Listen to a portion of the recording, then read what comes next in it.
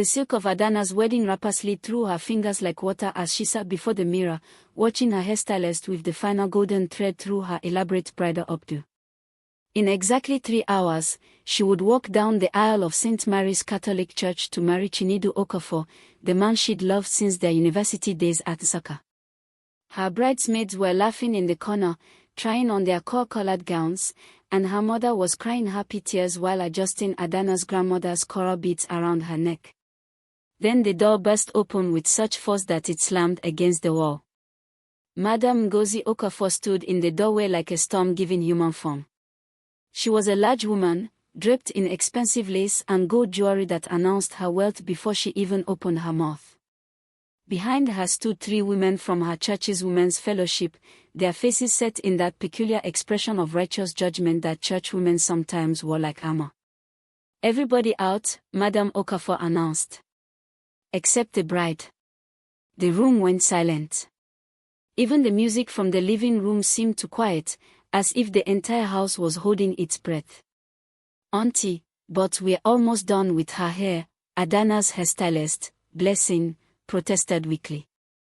"The wedding is in 3 hours. Did I stutter? Madame Okafor's voice could cut glass. "I said everybody out. This is between me and my son's wife." Adana's mother, Mama Adana, stepped forward, her small frame dwarfed by Madame Okafor's imposing presence. "Sister Ngozi, whatever you want to discuss can wait until after the wedding. Today is Adana's day." "Her day?" Madame Okafor laughed, a sound like breaking china. "Her day begins when I say it begins. She is marrying into the Okafor family, and in the Okafor family, we have standards. Now get out before I forget my manners." The threat hung in the air.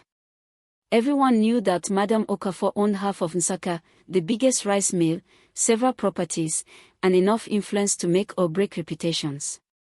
Cross her, and your life in this town became very difficult. One by one, Adana's bridesmaids, her mother, her aunts, and Blessing filed out of the room, throwing apologetic glances at Adana.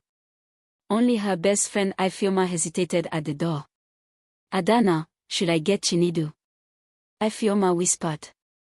"My son knows I'm here," Madame Okafor said before Adana could respond. "He knows exactly what I'm about to do, and he approves. Now go." Ifeoma left, and the door clicked shut with a finality that made Adana's stomach drop. For a moment, the 2 women stared at each other in the mirror. Adana, young and beautiful in her pre-wedding wrapper, her hair half finished, her face still hopeful. Madame Okafor, powerful and unyielding, satisfaction already gleaming in her eyes. "Madam, whatever this is about, can we please discuss it after the ceremony?" Adana tried to keep her voice steady. "The guests are already arriving." "That's exactly why we're having this conversation now," Madame Okafor settled herself into a chair with the air of someone preparing for a long stay. "Before you marry my son, before you take the Okafor name, you need to prove something to me." "Prove what?" "We did the traditional marriage last month. My bride price was paid. Everything was done according to custom." "Custom?" Madame Okafor spat the word like it tasted bad. "Let me tell you something about the Okafor family custom, since clearly nobody has educated you. In this family, before a woman becomes a wife, she must prove she can cook. Not just cook, cook with excellence. Cook like a wife should cook. Cook like a woman who understands that a man's stomach is the key to his heart." Adana felt cold creeping up her spine despite the warm October morning. "Madam, I know how to cook. Chinedu has eaten my food many times. I'm not talking about the small rice and stew you make for my son in that your small flat," Madame Okafor's voice dripped with contempt. "I'm talking about real cooking. Traditional cooking. The kind of cooking that requires skill, patience, and humility." She leaned forward, her gold jewelry clinking. "So here is what's going to happen. You are going to go to the kitchen right now, and you are going to cook the entire wedding feast.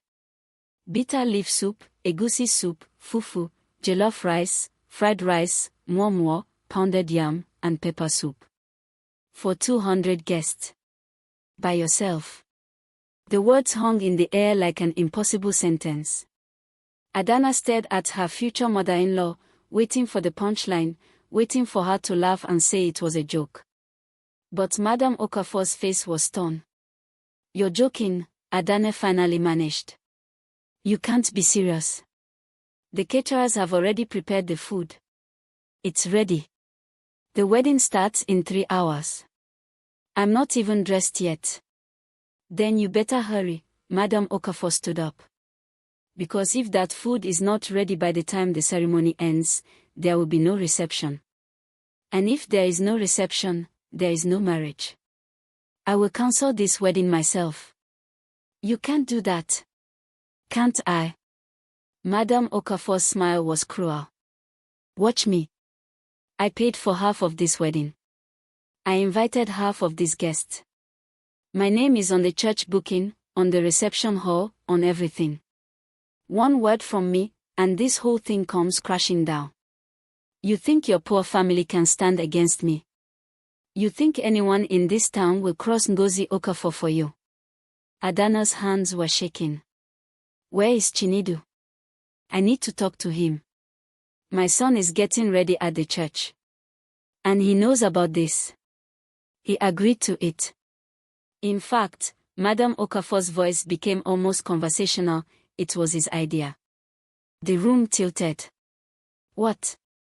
You think I came up with this test on my own?" "No, my dear. My son and I discussed this weeks ago. He wanted to make sure you understand your place before you become his wife. That you understand humility. That you understand that in the Okafor family, a wife serves. She doesn't question. She doesn't argue. She obeys." Tears were burning behind Adana's eyes, but she refused to let them fall. "I want to hear this from Chinedu himself." Madam Okafor pulled out her phone, dialed, and put it on speaker. It rang 3 times before Chinedu's voice came through. "Mommy. I'm here with your bride. She wants to know if you approved of the cooking test." A pause. A long, devastating pause. "Adana," Chinedu's voice was uncomfortable but firm. "My mother is right. In our family, this is how we do things. It's tradition. Just do as she says, please. Don't make this difficult. Chinedu, you can't be serious. You want me to cook for 200 people on our wedding day? I'm supposed to be getting ready for the ceremony. It's only a few hours of cooking.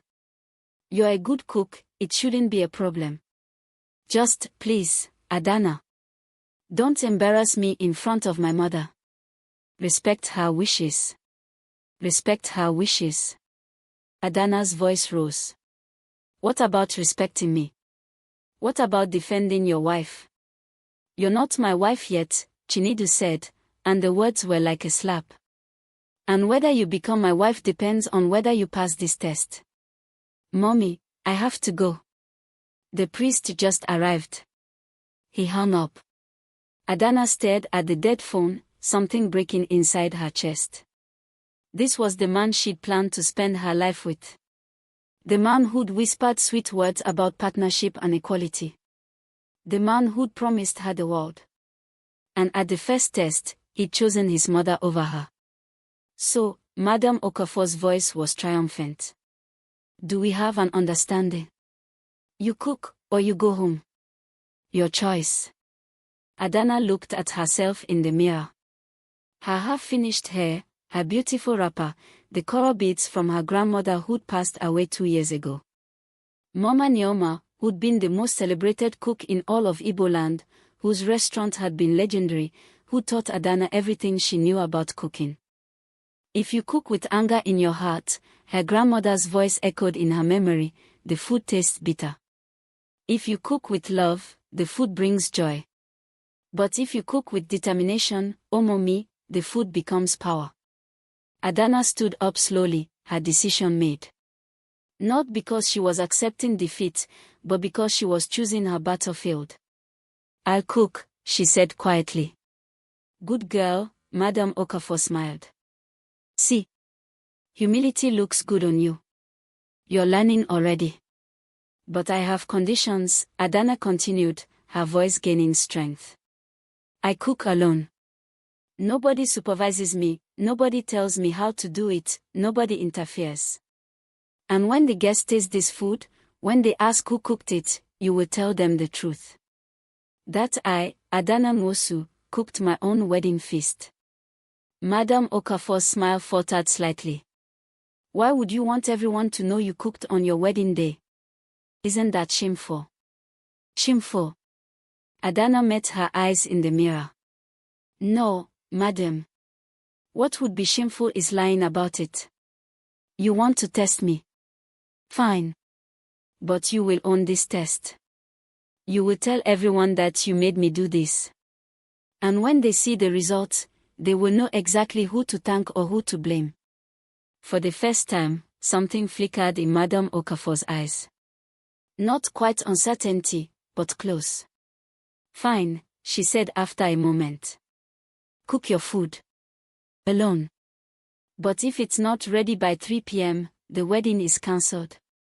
And if it's not excellent, everyone will know you failed. Then everyone will know exactly who set me up to fail, Adana countered. She walked to the door and opened it. Her mother and bridesmaids were huddled in the hallway, their faces anxious. Mama, Adana said calmly. Please tell the caterers to take their food home. I'll be cooking the wedding feast myself. The hallway erupted. What? Mama Adana's voice was shrill with panic. Adana, have you gone mad? You can't cook for 200 people in 3 hours. And on your wedding day. It's what Madam Okafor wants, Adana said, looking past her mother to where Madam Okafor stood in the doorway, arms crossed. Ask her yourself. All eyes turned to Madam Okafor. For a moment, she had the grace to look uncomfortable under the collective stare of shock and judgment. Then her face hardened. In the Okafor family, we have standards, she announced. If this girl wants to marry my son, she'll prove she's worthy. That's all. By making her cook on her wedding day. Ifeoma's voice was sharp with disbelief. What kind of wickedness is this? Mind your tongue, small girl. Madam Okafor's voice rose. This is family matter. It doesn't concern you. It concerns all of us. Adana's Aunt Obiajili stepped forward. Sister Ngozi, I respected you because of your position, but this is wrong. This is not tradition, this is wickedness. You're trying to humiliate this child. If she's truly good enough for my son, a little cooking won't break her, Madam Okafor said coldly. If it does, then she was never strong enough to be an Okafor wife anyway. Adana placed a hand on her aunt's arm.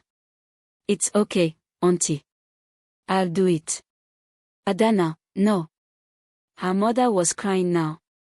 We can cancel this wedding. We'll return the bride price. You don't have to marry into this kind of family. Mama, I'm not canceling anything, Adana said firmly.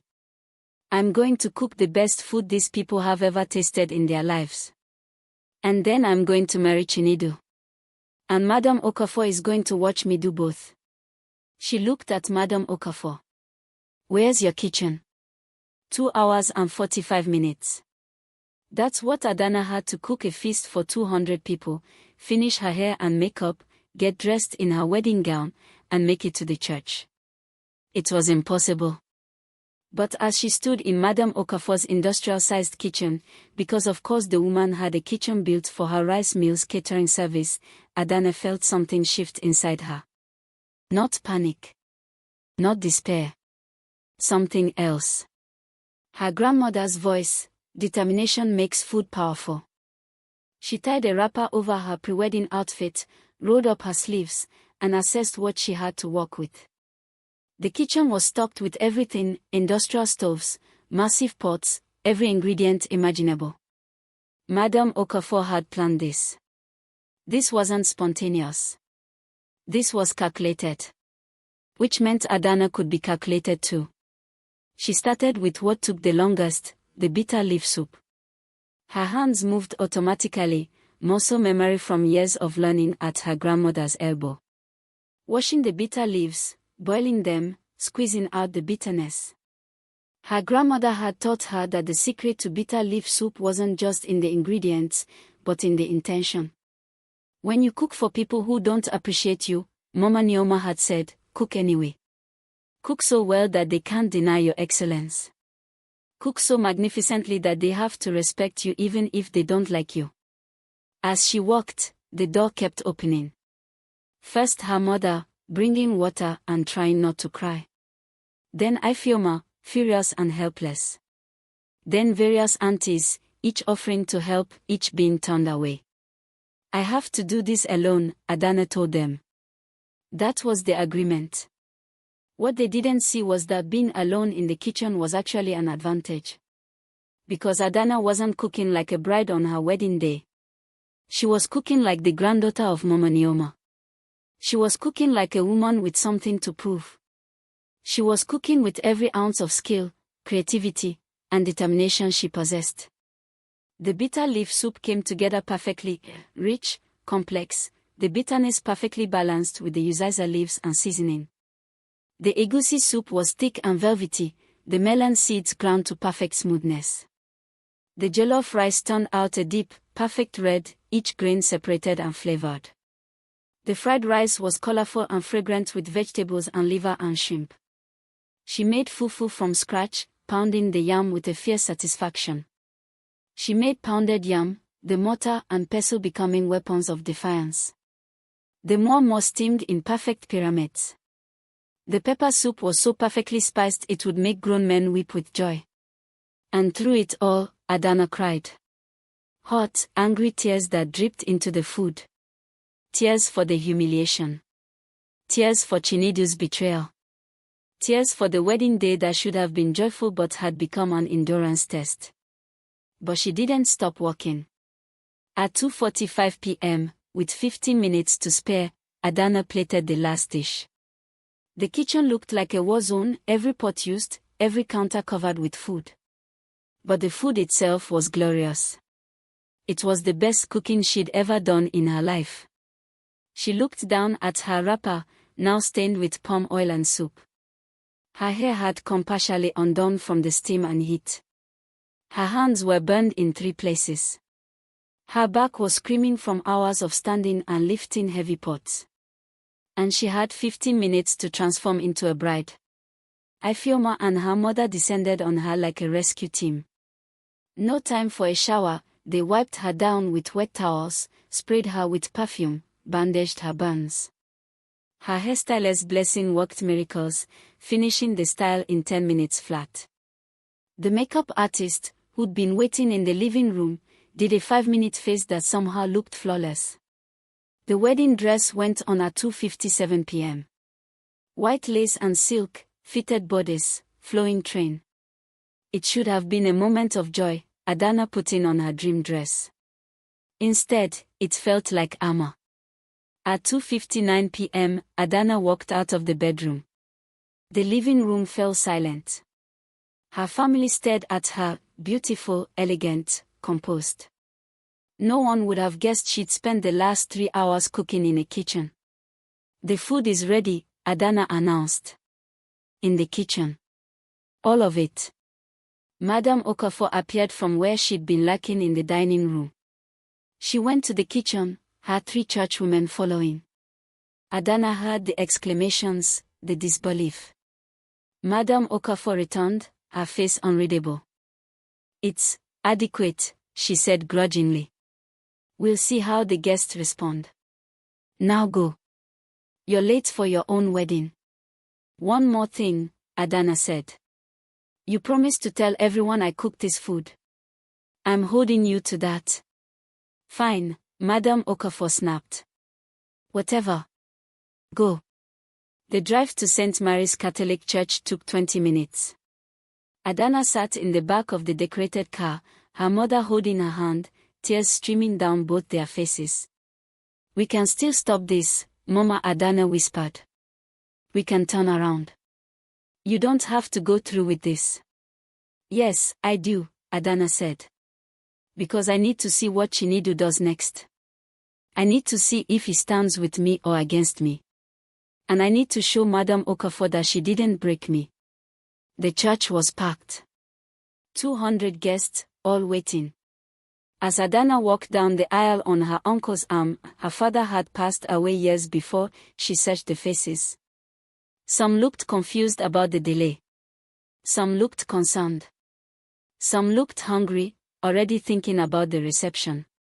And there was Chinedu, standing at the altar in his white agbada, looking nervous and guilty and desperate all at once. Their eyes met. Adana saw him see her burns, see her exhaustion, see the cost of what he'd allowed to happen. And she saw him look away. The ceremony was a blur. Adana said her vows automatically, her mind elsewhere. When the priest pronounced them husband and wife, and Chinedu leaned in to kiss her, she turned her head slightly so the kiss landed on her cheek. The reception was at the same compound where Adana had cooked. The massive canopy in the backyard was decorated beautifully, tables set with gold and coral linens. And at the buffet tables, the food Adana had made was displayed in huge serving dishes. As the guests lined up to eat, Adana watched from the high table. She watched them take the first bite. She watched their eyes widen. She watched as conversations stopped mid-sentence as people focused on the food. She watched as guests went back for second plates, then third plates. She watched as people who'd been chatting before suddenly went silent, too focused on eating to talk. She watched as the older women, the ones who prided themselves on their cooking, tasted the bitter leaf soup and exchanged glances of stunned respect. And she watched as word began to spread. This food is incredible. Who catered this? I've never tasted jollof rice like this in my life. The egusi soup is perfect. Perfect. Whoever cooked this is a master. The questions grew louder, more insistent. Who was the caterer? Where could they be hired? Could someone get their phone number? That's when Madam Okafor stood up. She'd been sitting at a VIP table, clearly uncomfortable with the growing praise. Now she walked to the microphone, her face tight. Thank you all for coming, she said. I'm sure you're wondering about the food. The crowd quieted, eager to hear. Madam Okafor's jaw clenched. Adana could see her struggling with the promise she'd made. The food, Madam Okafor said slowly, was cooked by the bride. Adana. My new daughter-in-law. Stunned silence. The bride cooked, someone finally asked. On her wedding day. Yes, Madam Okafor said through gritted teeth. It's an Okafor family tradition. To test, to ensure, to prove. She was floundering now, realizing how insane it sounded. She cooked it herself. This morning. The crowd erupted. She cooked all of this? While getting ready for her wedding. How is that even possible? What kind of tradition is that? But the loudest reactions were from the food bloggers and critics in attendance. One woman, a popular food influencer named Chidra who had over 100,000 Instagram followers, was already posting. This is the best Nigerian food I've tasted outside of a professional restaurant, Chidra announced, her phone camera on. And y'all, the bride cooked it. On her wedding day. The skill level here is insane. The bitter leaf soup alone is perfection. Whoever this bride is, she's not just a wife, she's a culinary genius. Her post went live. Within minutes, it started getting shares. Another guest, a businessman who owned several hotels, approached the high table. Madam Ngozi, I want to hire whoever cooked this for my hotels. Can you give me their contact? It was the bride, Madam Okafor repeated, looking increasingly uncomfortable. The bride. The businessman turned to Adana. My dear, do you cater events? I'll pay you very well. This food is exceptional. Before Adana could respond, her phone, which Ifeoma had brought to the reception, started buzzing incessantly. Instagram notifications. Facebook messages. People were finding her profile through the food bloggers tag. Can you cook for my mother's birthday? How much do you charge for weddings? I want to book you for a corporate event. Do you give cooking lessons? Adana stared at her phone in shock. The numbers kept climbing. Shares, likes, comments, booking requests. All in the span of 30 minutes. Madam Okafor's plan had backfired spectacularly. Instead of humiliating Adana, she'd accidentally launched her into viral fame. Chinedu leaned over, finally looking at his bride properly for the first time since the ceremony. Adana, this is amazing. The food, the attention, do you see this? You're trending. Yes, Adana said coldly. I see it. I knew you could do it. He smiled, trying to take credit. I knew you were talented. This is wonderful publicity. Publicity, Adana repeated slowly. That's what you're thinking about right now? Well, yes. I mean, people are noticing you. This could be a business opportunity. Maybe you could start a catering company or something. I could help you manage it, handle the business side. You could help me. Adana's voice was dangerously quiet. After you let your mother humiliate me. After you told me I wasn't your wife yet and whether I became your wife depended on passing her test. Now you want to help me. Chinedu's smile faltered. I was just. Mommy wanted. Look, you passed the test. Everything worked out. Everything worked out. Adana stood up, and the entire reception noticed. The chatter died down as people turned to watch the bride and groom. Everything worked out because I made it work out, Adana said, her voice carrying across the tent. Not because you protected me. Not because you defended me. Not because you stood up to your mother like a husband should. But because I refused to let your cruelty break me. Adana, please, not here. Chinedu reached for her hand. She pulled away. No. Here. Now. In front of everyone, since everything else has been public. You let your mother force me to cook for 200 people on our wedding day. You agreed to it. You thought it was acceptable to test me like that, to humiliate me like that, to see if I was worthy of being an Okafor wife. The guests were dead silent now, phones up, recording everything. But you know what I learned today? Adana continued. I learned that I don't need to be worthy of the Okafor name. The Okafor name needs to be worthy of me. Madam Okafor stood up from her table. How dare you speak like this? After everything we've done for you. The bride price we paid, the wedding we funded. The wedding you funded. Adana's laugh was bitter. My family paid for half of this wedding. But you're right about one thing. You paid bride price. You paid for a wife for your son. A servant. Someone to control. Someone to humiliate. Someone who would cook and clean and obey and never question. She pulled off her wedding veil, the expensive lace floating to the ground.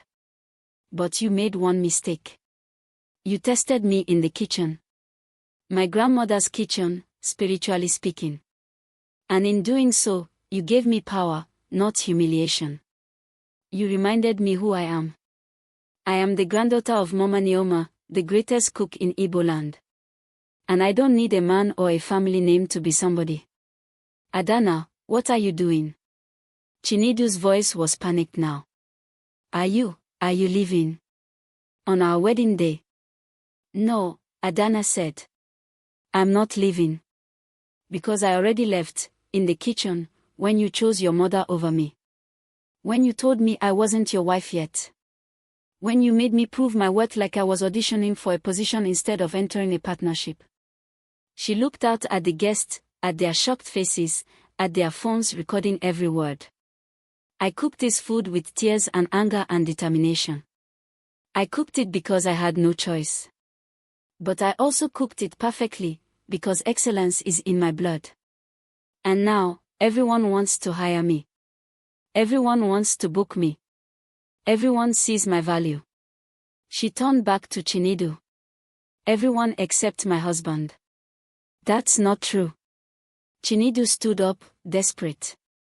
I see your value. I see how talented you are.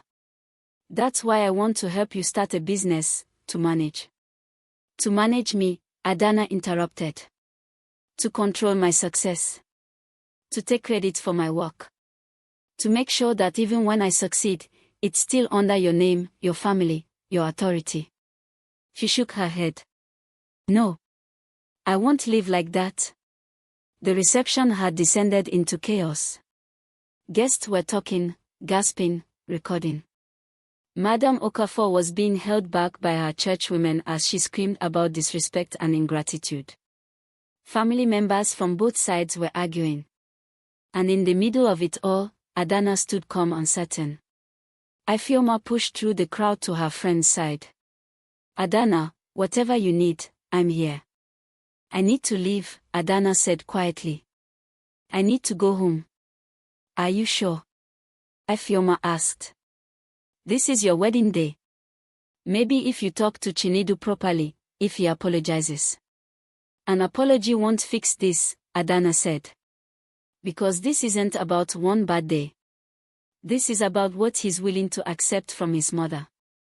What he's willing to let happen to me. If he allowed this today, what will he allow tomorrow? Next year. For the rest of our lives. She looked at Chinedu one last time.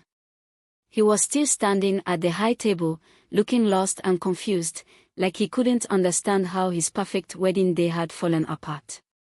I'm going home, Adana announced to the crowd. This marriage was a mistake. I'll be filing for annulment on Monday. You can't. Madam Okafor shrieked. We paid bride price. You're married under God. You can't just leave. Watch me, Adana said simply.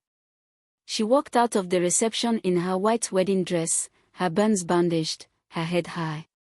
Her mother and Ifeoma flanked her, her aunties surrounded her like a protective wall. The guests parted to let them through, phone still recording, capturing the moment the bride walked away from her own wedding. As they reached the car, Chidra, the food blogger, called out. Adana. Can I get your number? I'm serious about featuring you.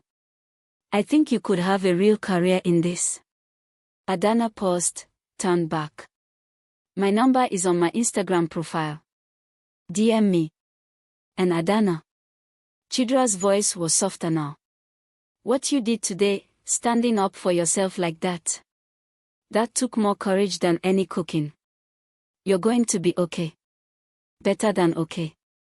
3 months later, Adana sat in her new restaurant, Neoma's Kitchen, named after her grandmother. It was small but elegant, located in a trendy part of Enugu, and it had a 3-week waiting list for reservations. The fame from her viral wedding had translated into real business. Chidra's post had been shared over 10,000 times. News outlets had picked up the story of the bride who cooked her own wedding feast and then walked away from her marriage. Some people called her a hero. Some called her selfish. But everyone wanted to taste her food. She'd used the money from returned wedding gifts and her savings to open the restaurant. It was smaller than she'd originally dreamed, but it was hers. Every dish, every recipe, every decision, hers. The annulment had gone through quickly. Madam Okafor had tried to fight it, claiming consummation, but since the marriage had never been consummated, Adana had left before the wedding night. The church had granted the annulment. Chinedu hadn't even fought it. He'd just signed the papers, looking defeated. She'd heard through mutual friends that he was dating someone else now, someone his mother approved of. Someone quieter, more submissive. Someone who wouldn't embarrass him by refusing to be humiliated. Adana was arranging fresh flowers on the restaurant's front table when the door opened. She looked up, expecting an early customer. it was Madam Okafor. For a moment, neither woman spoke. Then Madam Okafor cleared her throat. "The restaurant looks nice," she said stiffly. "Thank you," Adana replied, equally formal. "We are not open yet. Lunch service starts at noon." "I didn't come to eat," Madam Okafor said. She looked older than Adana remembered, some of the imperious confidence gone from her bearing. "I came to talk. If this is about Chinedu, it's not about my son. It's about me."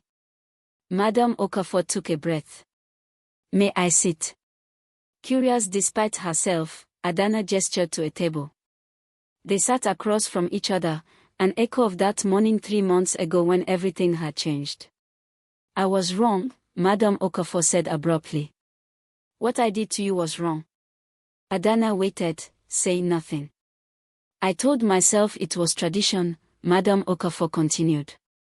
"I told myself I was testing you, preparing you, making sure you were strong enough for my family. But the truth is..." She paused, her hands twisting in her lap. "The truth is that my mother-in-law did the same thing to me." Adana's eyes widened. "When I married my husband 30 years ago," Madam Okafor's voice was barely above a whisper, "his mother made me cook my own wedding feast. Just like I made you do. She said it was tradition, that I needed to prove myself. And I did it. I cooked, I cried, I suffered. And I thought if I had to suffer, then everyone else should suffer too." "That's not tradition," Adana said quietly. "That's trauma." "I know that now," Madam Okafor's voice cracked. "I know that I became the monster that hurt me. I spent 30 years making sure every woman who entered my family felt the same pain I felt, suffered the same humiliation I suffered. I told myself I was maintaining standards, but I was just hurt. And hurting people." Tears were sliding down her cheeks now, cutting through her expensive makeup. "When you walked away from that wedding, when you refused to accept what I did to you, something broke in me. Because I never walked away. I never stood up for myself. I just endured. And I became bitter. And cruel. And I turned into the very person who hurt me." Adana felt her own eyes burning with tears. Not for herself, but for the young woman Madam Okafor had been, the one who'd never gotten justice, never gotten an apology, never gotten free. "I'm not asking for your forgiveness," Madam Okafor said. "I don't deserve it. I just wanted you to know that what you did, standing up for yourself, walking away, refusing to accept abuse just because it's dressed up as tradition, that took a courage I never had.